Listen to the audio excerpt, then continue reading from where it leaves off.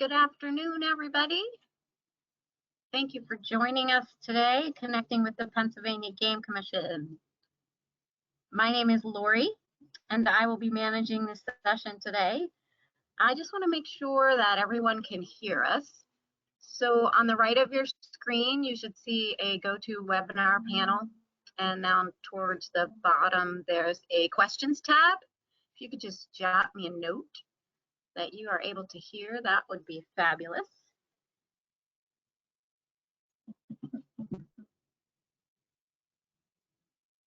Good. Looks like some of you are able to hear. Awesome. So we're fortunate to be joined today by Game Commission Wildlife Education Specialist Mandy Marconi and elk biologist Jeremy Banfield. They will be sharing with us the details of what happens at the Elk Check Station during Pennsylvania's annual elk hunt. We're shooting to keep the session within your lunch break. We expect it to last about 30 minutes. If you have to step out, that's okay. The session is being recorded and everyone will be emailed a link to the recording. The recording will also get uploaded to the Game Commission's YouTube channel later this week. And let's see, so I think that's all of the housekeeping out of the way. And Mandy, Jeremy, I think I'm going to turn it over to you. Would you like to share a little bit about your work with the agency before we get started? Yep. Hey, Lori, this is Jeremy Banfield. Lori already said it, but I'm the elk biologist for the Game Commission, which good question that always follows that up is what do you actually do?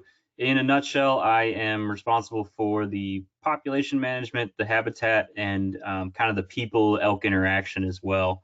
I've been with the agency since 2013, just over 8 years now. And I probably have the best job in the Game Commission, in my opinion. It's not without challenges, but I certainly do enjoy my job and am happy to be here, to talk about all this stuff for the check station today. All right, thank you, Jeremy. Hi, Lori. Thank you for having us, and hello to everyone watching. We are very excited to have you on here. As Lori mentioned, I serve as the North Central Environmental Education Specialist, and I conduct outreach throughout our North Central region. This presentation is the 4th episode of our From the Field series, which aims to give you a feel for being in the field with people from the Game Commission as wildlife professionals. And it's brought to you by Wildlife on Wi-Fi, the Game Commission's platform for remote learning and virtual lessons. Before we begin, I want to provide a warning that this webinar will contain graphic content. Viewer discretion is advised. While the check station provides important information to enhance elk management, it may be difficult for some viewers to watch. The viewer is likely to see all aspects of the check station, including but not limited to harvested or deceased elk and biological blood and tissue samples taken. So with all of that being said, Lori, we can begin playing the video when you're ready. All right, here we go.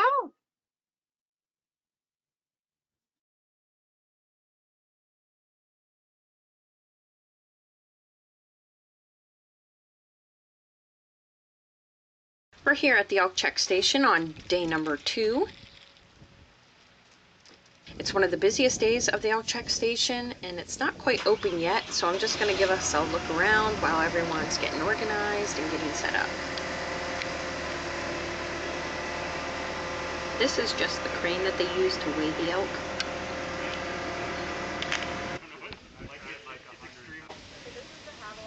It looks like some successful elk hunters are arriving, so again, I'll just give us a peek around the station until Jeremy has a moment to tell us what he's got going on here and what the Elk Check Station is all about.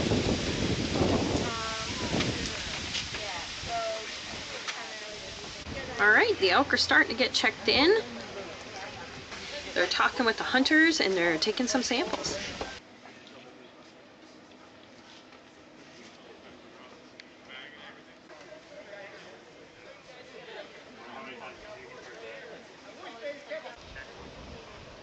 As you can see, we have several successful elk hunters in line, and Jeremy is going to be speaking with us in just a moment. Hey folks, welcome back to another episode of From the Field. We're here at the Elk Country Visitor Center today. This is where we're doing the annual Elk Check Station for the general hunting season. How this works is every hunter that takes an elk has to come through the check station within 24 hours. So it's a similar regulation to like the bear season, for example.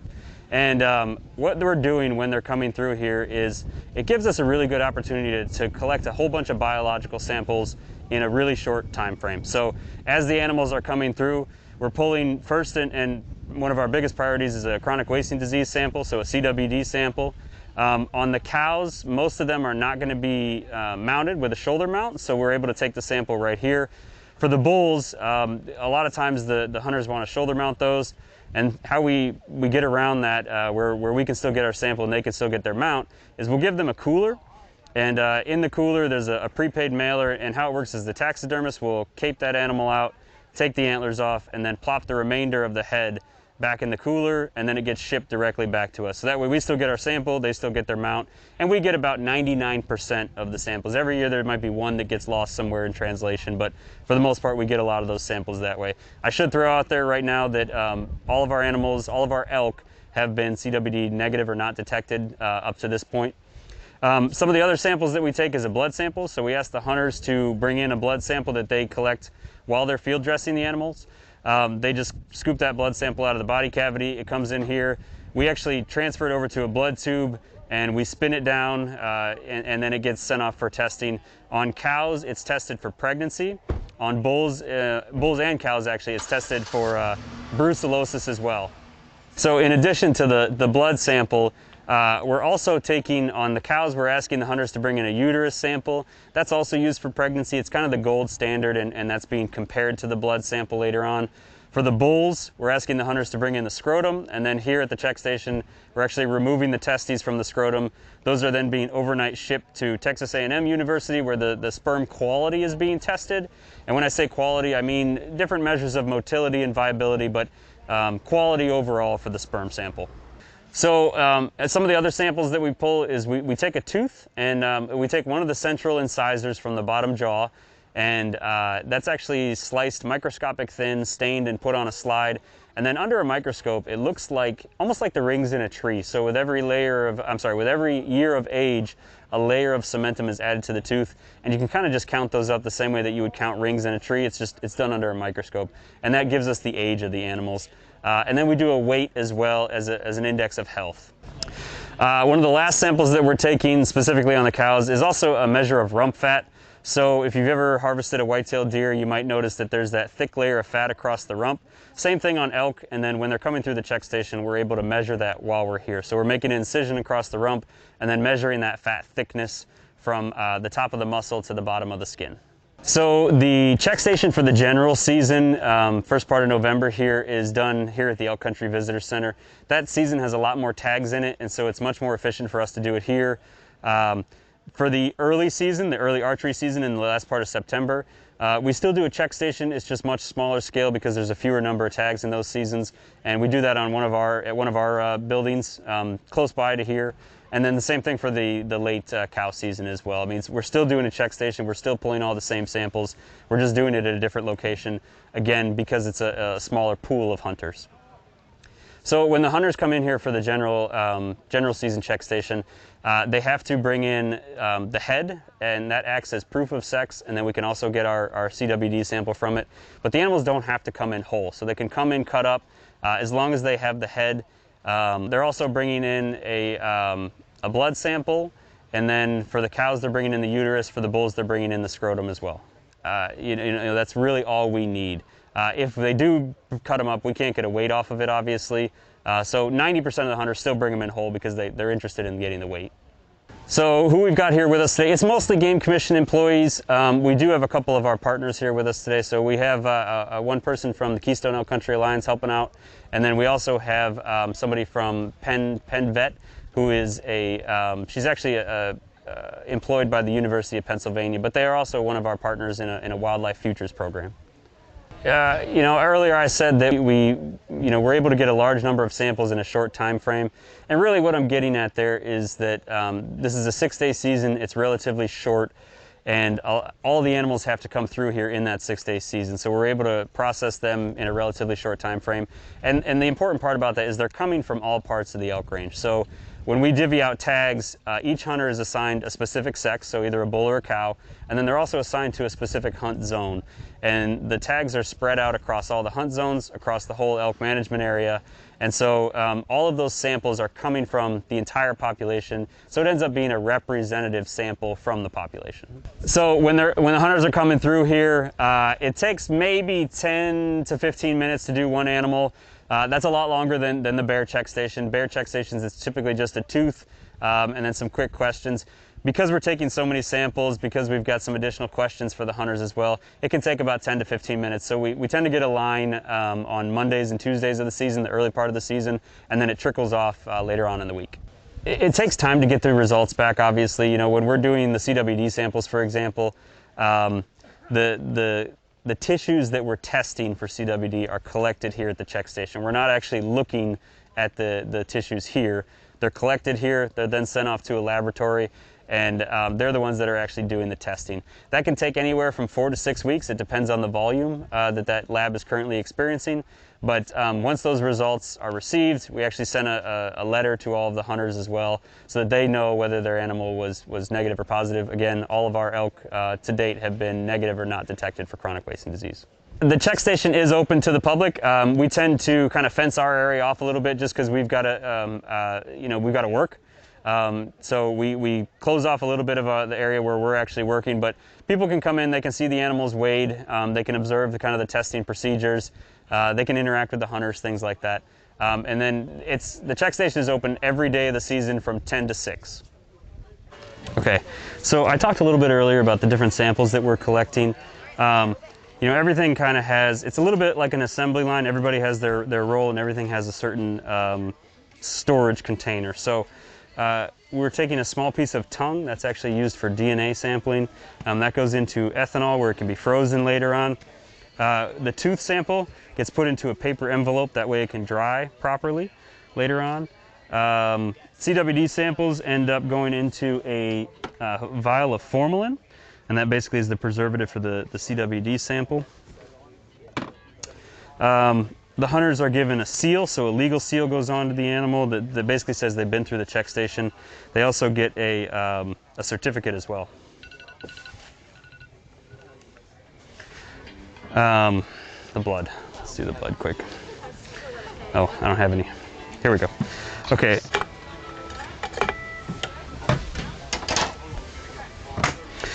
Okay, so the blood samples are put into a centrifuge, and basically that spins them down, and this is what we call a serum separator tube. The platelets in the blood sample will cycle to the bottom, and then all of this piece is the serum itself, and that's what's used for testing. And this can then be refrigerated and stored long term.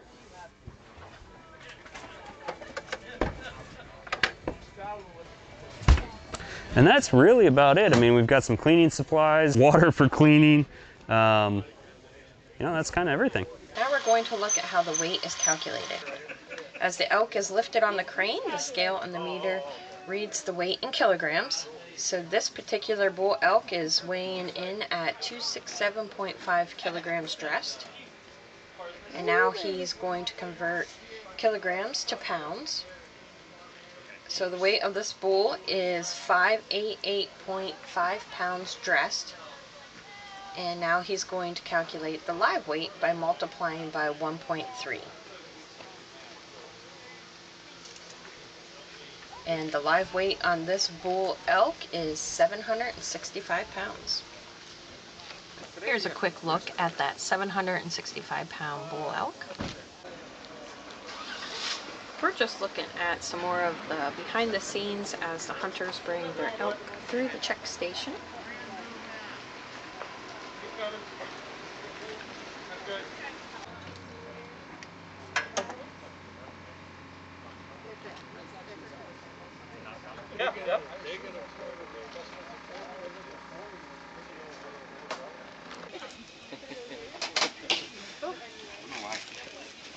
I drop off, which is the way it's supposed to work, but it's great when it actually works that way. All right, thank you. Thank you.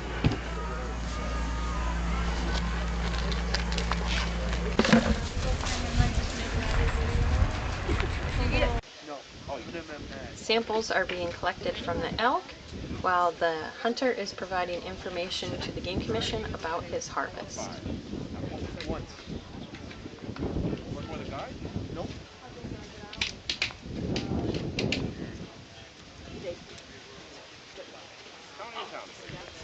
How do you feel about being drawn for a bull elk tag in Pennsylvania? Well, I know how many people put in, and I know how many tags there are, so super lucky. Couldn't be luckier. All right. It was a great experience. Loved it.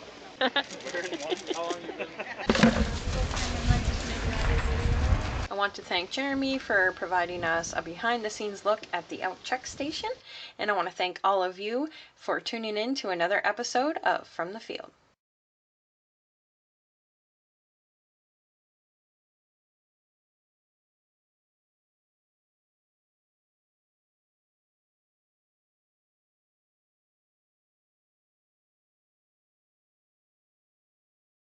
All right. Let's see here. Just want to make sure everybody can hear us again. And you guys can type your questions into that question panel on the right, or the question tab on the right. And I do have one question here from Raymond. Jeremy, Mandy, can you guys hear me? Yep. Awesome. Okay, so Raymond has a question. Did the warm weather adversely impact the elk harvest? We saw you guys in t-shirts. Yeah. So Monday was like bitterly cold, crazy wind, you know, and a taste of winter to come. And then every day after that, Tuesday through Saturday, was really pretty nice, and the temperature got warmer as the week went on. I don't think so. So overall success rate on the bulls was 100%. Doesn't get any better than that, obviously. Cows was about 70%. That's a little bit lower than years past. So the long-term average would be like 74%, but it's ranged anywhere from 65 up to 85. So, you know, a few more people were unsuccessful on cows than what I expected, you know, given that average success rate, but I'm not sure how much the weather actually played into that. Obviously elk are, I shouldn't say obviously, just for everybody listening, elk are crepuscular, so they're active during dawn and dusk, and in the heat of the day, you know, 2 p.m., things like that, 12 p.m., 2 p.m., when it's the warmest part of the day, they're generally bedded down and not visible. But most of the hunters know that they're going to be out there at the same periods that the elk are active in the early morning and evening hours as well. So I guess the best answer I can say there is I don't think it had a huge effect on the hunting success, but it could have.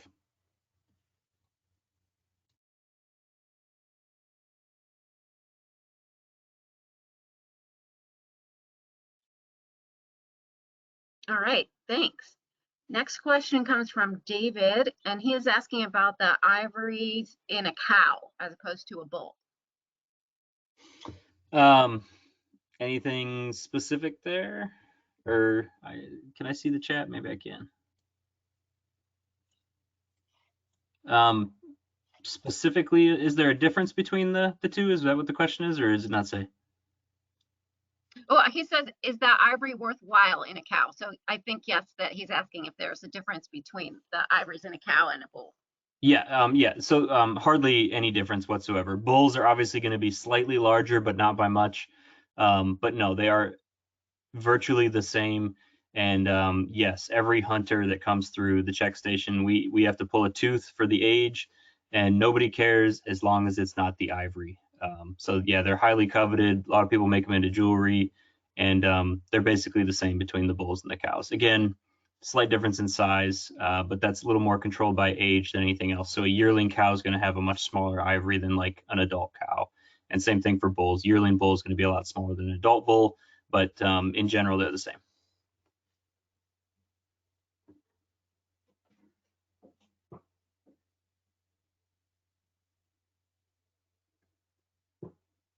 Excellent. Here we go with another one. Is the late season goal to harvest the oldest cows?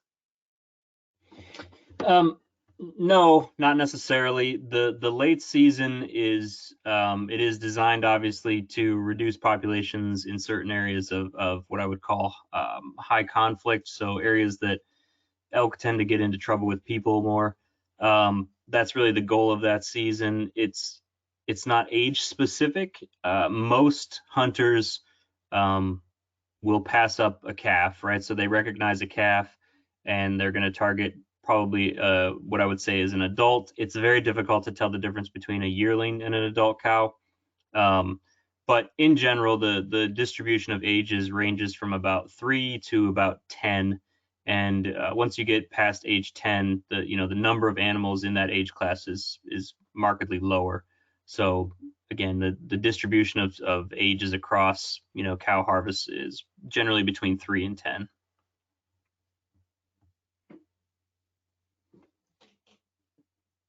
Thanks.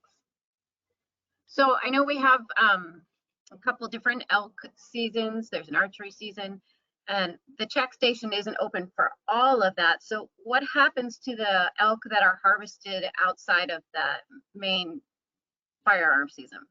Yep. So we do actually have check stations for the other seasons. They're just not as publicized, and I guess technically they'd be open to the public. We don't necessarily close them, but we just do them in a different, like we do them at one of our maintenance buildings, which is just up the road from the visitor center on Gamelands 311, which is on Winslow Hill. And it's just a smaller number of tags, right? So the early archery season and the late cow season both have a much lower number of tags compared to the general season. So the biggest draw is obviously the general season when the most elk are coming through. But we do have a check station for the other seasons. It's just, not as publicized, and it has there's fewer tags in those seasons. Gotcha, that makes sense. So do the hunters receive the test results? You guys take a lot of samples. Do the hunters get to find out the age of the elk that they harvested and results from the other samples that you take? Yep. So we generally send letters to for CWD, yes, of course. The CWD, chronic wasting disease results, will take anywhere from about 6 to 8 weeks, depending on the volume that the lab has currently. But as soon as we get those back, we send a certified letter to everybody letting them know the results of that. Again, all of our results to date have been negative or not detected for CWD in elk. So the hunters obviously get that. The age information they also get, that one takes a long time. There is like one laboratory in the entire United States that does aging, and so they just get inundated. I always tell the hunters that just forget about it, and then poof, one day in the mail it'll show up. But it's usually like April or May by the time the results for that actually come back. But we do let them know about that as well. And the only thing that we don't generally let them know about unless they've reached out to us and asked is like the brucellosis testing is a standard one. It's always been negative so far. We would let somebody know if it was positive, obviously. There's no evidence that affects the meat at all, but we would definitely let them know. But some of the kind of standardized tests that are more routine, no news is good news, if that makes sense. Makes sense.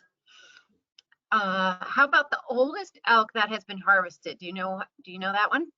I do, just because that's a common question. So it was not, I assume you mean throughout all of our records? I'm going to go with yes. Yeah, I'll take that as a yes too. It would have been 2007, and it was a cow elk that was 32 years old, and that is unbelievably old for a wild elk. Generally speaking, they are no longer reproductive.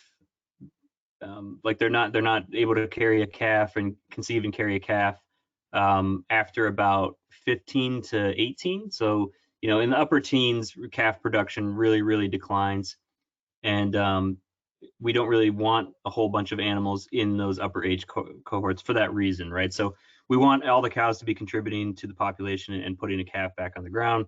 So when they get older than that, you don't really want to see a large number of animals in that upper age cohort. Point being, the oldest one we've seen so far is 32 years old. She was very, very old. That's never happened again. It probably won't ever happen again. But one interesting tidbit to throw out there is the lab that does all the aging. I said earlier that's like there's like one lab in the whole United States that does almost all the aging for different states. That is their record as well. So you know, at least for that lab, we would hold the record of the oldest elk nationwide. That's pretty impressive. We have a question about CWD. How worried are you about CWD getting into the elk herd? Do you handle deer seasons differently because of CWD in the elk zone? Yeah, okay, so there's two parts to that. Yeah, to say, am I worried? I guess yes would be the short answer. You know, it's maybe not worry, but it's, you know, a patient waiting. Like eventually the elk population is going to become CWD positive. That's pretty much inevitable. When that is going to happen is very difficult to predict. We do have a standardized procedure that's been published in our chronic wasting disease response plan. So like we have a plan of what's going to happen when that takes place. In terms of the deer seasons overlapping the elk population, no, there's no change. There's no specific differences between deer seasons that are in the WMUs that overlap the elk area versus the ones that do not, at least not currently. If CWD popped up in this area, that would probably be reevaluated at that point, right? So both species can carry the disease and transmit the disease. And at that time, we would have to talk about population reductions.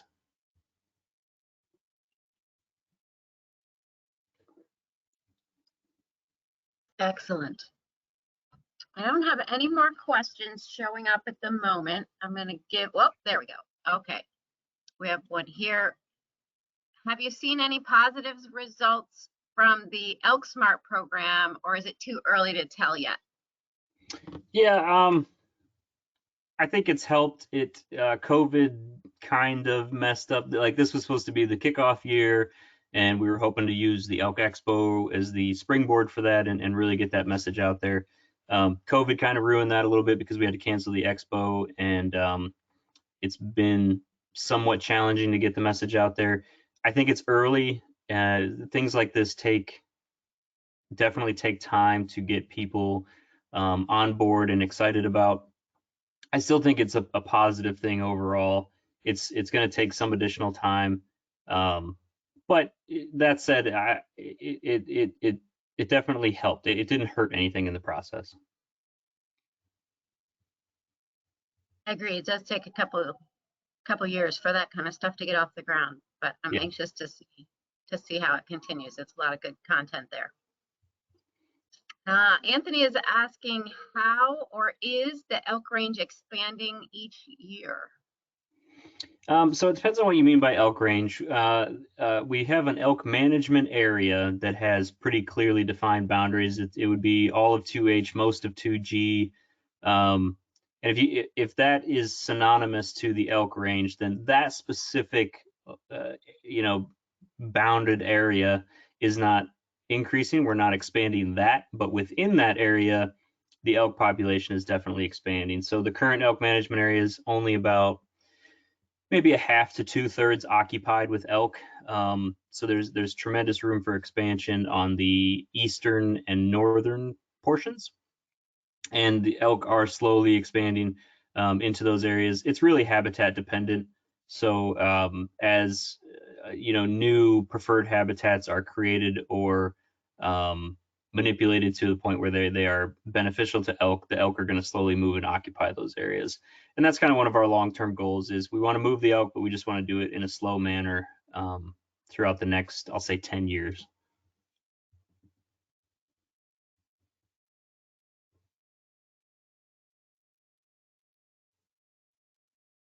And one last question we have, and then we will have to call it quits, but we'll give you guys a way to ask questions you still have some unanswered ones.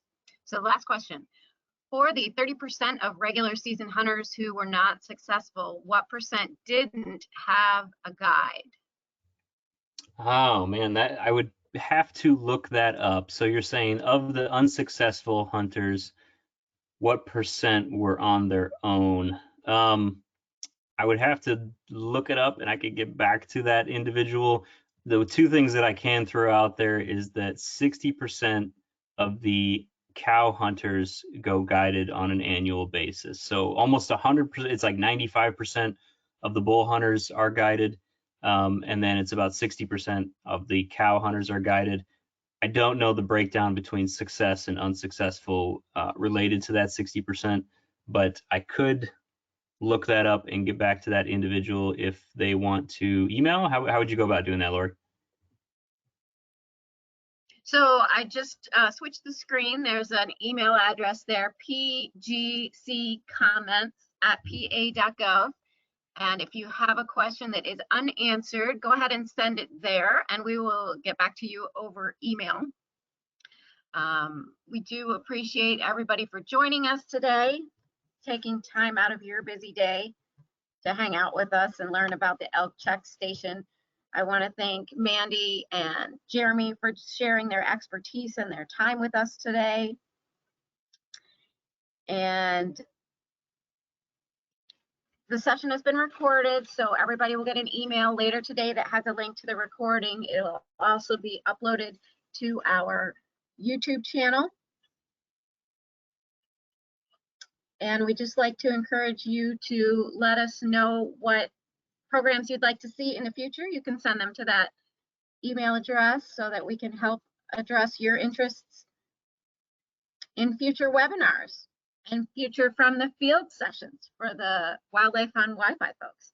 So until then, we hope you're able to get outside and enjoy some of Pennsylvania's great outdoors. It's a pretty day here in Harrisburg this morning, and I hope it is where you are as well. Thanks again, everybody, and we will see you in the next webinar. Be well, stay safe out there.